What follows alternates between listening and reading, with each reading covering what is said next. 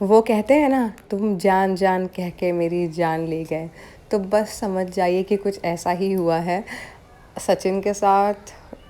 मतलब ऑलरेडी आप लोग मुझे बताने की ज़रूरत नहीं है, यूट्यूब पे सारी तरफ ये गंद फैली हुई है, किस तरह से एक भाई बहन के रिश्ते को बदनाम करके रख दिया गया है और इतना ख़राब मैसेज जा रहा है through this controversy to our society. जो हमारे बच्चे देख रहे हैं उन पे क्या असर पड़ रहा है, और कोई यकीन करने के लिए तैयार नहीं है कि नेहा, जी हाँ नेहा आशीष तिवारी, जो इतने खुद को डिग्निफाइड आयरन लेडी बताया करती थी और मतलब देवी बना करती थी, देवी सावित्री बाई फुले बन के पूरे यूट्यूब पर राज कर रही थी, million subscriber, million views on videos on Instagram also.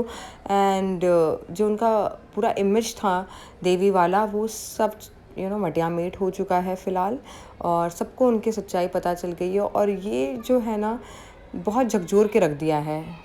दोस्तों एक बात तो माननी पड़ेगी, ऊपर वाले की लाठी में आवाज़ नहीं होती, और देर से ही सही मतलब, लेकिन भगवान सच को सामने ला के रख देते हैं और सच्चाई कभी छिपती नहीं। हम लोग कितना भी फेक इमेज या खुद को फेक पोर्ट्रे कर ले, एक ना एक दिन सबका असली चेहरा सामने आ जाता है, चाहे वो कोई भी हो। फॉर एग्जांपल मैं ही अगर फेक खुद को पोर्ट्रे करूँगी तो कितने टाइम तक कर पाऊँगी? वो चीज़ स्टेबल नहीं रहती फॉर लॉन्गेस्ट टाइम, वो कभी ना कभी लोगों को दिख के आती है। And when I use to watch her videos ना, तो मुझे थोड़ा कहीं ना कहीं मतलब उसकी लैंग्वेज से ना थोड़ा अजीब वाइब आता था। मतलब ऑनेस्टली बता रही हूँ, अभी इसलिए नहीं बोल रही हूँ कि मैं आज इस तरह से उसका टॉपिक चल रहा है या कंट्रोवर्सी चल रहा है इसलिए मैं, लेकिन मैंने बोला यार कभी इस बारे में बात करके मतलब भी क्या है। वो इतना उनका उनके पास इतना व्यूअरशिप है, ये है, फैंडम्स है, तो वो लोग मेरी बात कोई क्यों ही सुनेगा। तो इसलिए मैंने कभी इस बात पे कभी वीडियोस नहीं बनाया। बट आप उनकी वीडियोस और व्लॉग देखेंगे ना, तो जिस तरह से वो बात करती है ना, जो उनका लहजा है ना, वो बहुत ही मवाली टाइप है। मतलब मुंबई में तो इस तरह के लैंग्वेजेस ना चर्ची और क्या बोलते हैं, मतलब बेरोजगार, और मतलब क्या बोले, बहुत बैड वर्ड्स वाले, मतलब बहुत बैड वर्ड्स आ रहे हैं, बट मैं वो यूज़ भी नहीं करती। वैसे लोग यूज़ करते उस तरह की टपोरी लैंग्वेज। मैं आपको एक ऐसा बताता हूँ, उनकी ना लैंग्वेज बहुत ही टपोरी है। अगर आप उनकी वीडियोस और उनके व्लॉग्स देखेंगे ना, तो आपको समझ में आएगा। फिर मैं सोचती थी यार, क्या एमपी में सब ऐसी बातें करते हैं, इंदौर वाले सब ऐसी बातें करते हैं, या उनका लहजा ऐसा है क्या? मतलब मैं ये सोचती थी, मैं बोली यार मैं कभी गई नहीं हूँ, तो शायद हो सकता है वहाँ के लोग इस तरह से ही इस टोन में बातें करते हो। उनकी वो एक आदत है, मुझे चाहिए तो चाहिए तू, मतलब वो किस तरह से बोलती है ना, वो बहुत ही अजीब है। बट सच में मनीषा के साथ ये इंसाफ जो भगवान ने किया है ना, वो डिज़र्व करती है। इस समय मनीषा फ़िलहाल बहुत ही पेन में है।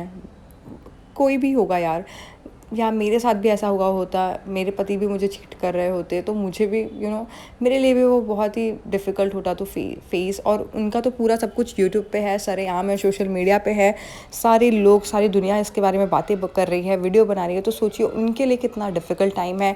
और मेन तो मैं उनकी फैमिली के लिए सोच रही हूँ, सबसे ज़्यादा अगर इसमें कोई सफ़र कर रहा है ना, तो वो सुमित महल की फैमिली है। अब आप सोच रहे हैं ये कौन है, तो ये जो हमारी जगत दीदी है, यानी नेहा आशीष तिवारी जी, इनके फियांसी, सो कॉल्ड फियांसी, जिनसे इनकी एंगेजमेंट हुई थी।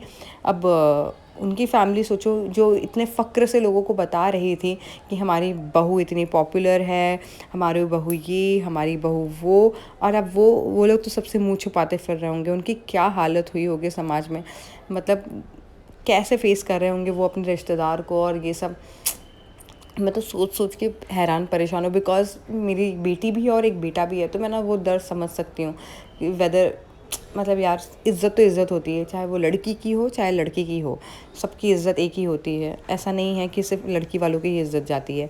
और बट ये इतना अनएक्सपेक्टेड और शॉकिंग है, मैं क्या बताऊँ। मतलब आप सोचिए ना, कोई ऐसा कैसे कर सकता है।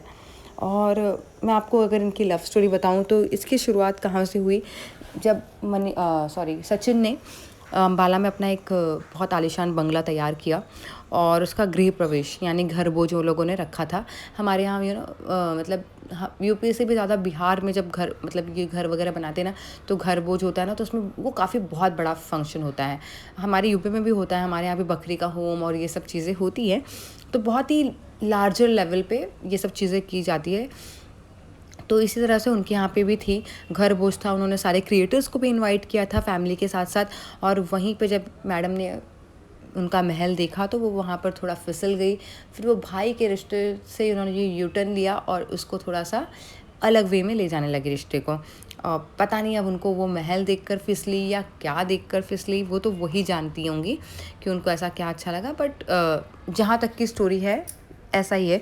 वहाँ से इन लोगों की प्यार की शुरुआत हुई। वहाँ से लोगों ने मतलब जो भी है, सचिन का कहना है कि सबसे पहले नेहा ने उनको हिंट्स दिए। नेहा ने उस तरह से उस तरह की चीज़ें की और उस मतलब जो भी है अब उन्होंने अप्रोच किया होगा। Then they started dating each other और धीरे धीरे फिर मामला बढ़ते गया। फिर होटल्स बुक होने लगे और अब इसके आगे मुझे बताने की ज़रूरत नहीं कि होटल्स क्यों बुक होते हैं, अब हम इतने बच्चे तो हैं नहीं। फिर घर में भी आते थे तो गिफ्ट्स एक्सचेंज होने लगे। अब कोई गोल्ड और सिल्वर की गिफ्ट, कीमती इतने तोहफे आज की डेट में जहाँ सोना 80,000 के पार हो रहा है तो कोई क्यों ऐसे तो किसी को देगा नहीं, है ना। तो जो भी है वो लोगों का जो मामला शुरू हुआ और इस सब की भनक धीरे धीरे मनीषा को लगना शुरू हो गई। मनीषा के साथ साथ सबसे पहले इस बात की भनक सरिता जी को लगी। सरिता दरा काफ़ी आप उनको भी जानते होंगे और उन्होंने इस बात को लेकर काफ़ी समझाने की कोशिश की। काफ़ी बड़ी कंट्रोवर्सी भी हुई थी, है ना, बीच में फ़िलहाल। तो उन्होंने काफ़ी समझाया कि नेहा तो ये ठीक नहीं कर रही है, you should stay back. But उन्होंने उनकी बात नहीं सुनी। उन्होंने उनकी क्या, किसी की बात नहीं सुनी। Then they went to a trip. ये लोग ट्रिप पे भी जाते हैं, कई सारे ट्रिप्स होते हैं। और मनीषा का बोलना है कि जितने भी ट्रिप्स इनके साथ हुए हैं, जिन सारे ट्रिप्स में इनका इंटरफेरेंस होता था। मैडम जी का, जगत दीदी का, वो आती थी और इन्वॉल्व होती थी और उनका इन्वॉल्वमेंट पे मनीषा रिएक्ट करती थी तो वो जाके झगड़ा करती थी। मतलब इस तरह से पूरे ट्रिप को स्पॉइल करना और ये सब भी होता रहा है। अब तो नेहा मैडम ने भी आकर वीडियो बना दिया है माफ़ीनामा वाला, जो एक फ़ेक माफ़ीनामा है। मतलब जैसे लग रहा है कि उन्होंने वो माफ़ी वाली जो वीडियो बनाई है ना, ऐसा लग रहा है सब पे उपकार किया है, सबको सॉरी बोल के।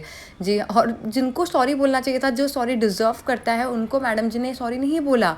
यानी मनीषा को एक बार भी पूरे वीडियो में सॉरी नहीं बोला।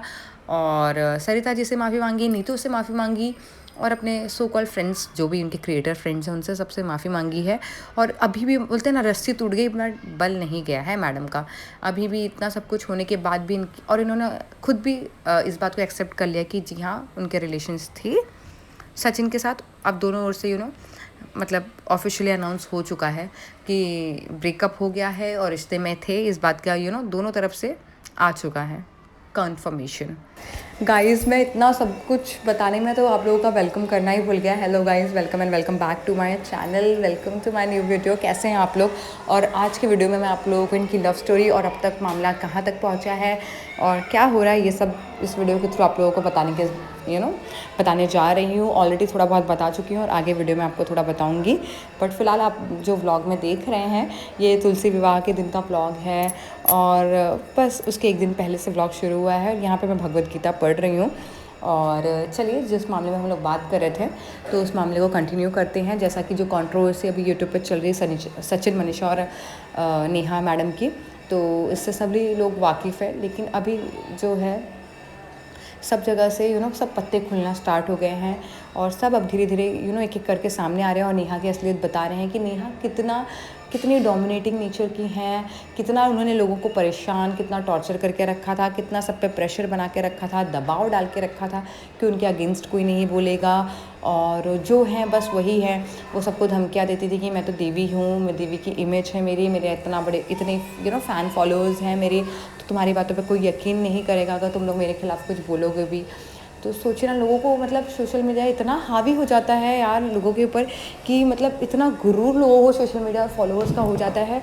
और सोशल मीडिया कई हद कितने हद तक लोगों पर हावी हो जाता है। आप ये सोचिए ना कि क्या उनकी मेंटल स्टेट होगा उनका, कितना उनको इस बात का घमंड है। और क्या ही बोलना, सच में 2 अफेयर्स तो चला ही रही हैं, फिर आप अपने स्वर्गीय पति के नाम पर चैनल चला रही हैं, व्यूज़ बटोर रही हैं, सिंपैथी गेन कर रही हैं यार। औरत के नाम पे धब्बा है आप। और आप जैसी जो औरतें होती हैं ना, उनकी वजह से हम सारी औरतों की सहना पड़ता है और 4 बातें सुननी पड़ती हैं कि एक बोलते ना, एक मछली तालाब को गंदा करती है। तो बस वही है कि ऐसे कुछ औरतें होती हैं जिनकी वजह से फिर सारी औरतों पे उंगली उठती है।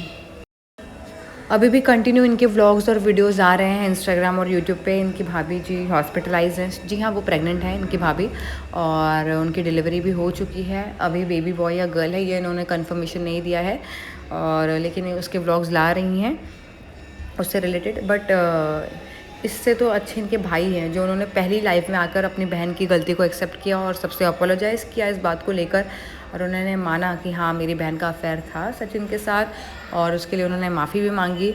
मतलब मैं सोच रही थी कि उस भाई पे क्या बीती होगी ये सब बोलते वक्त।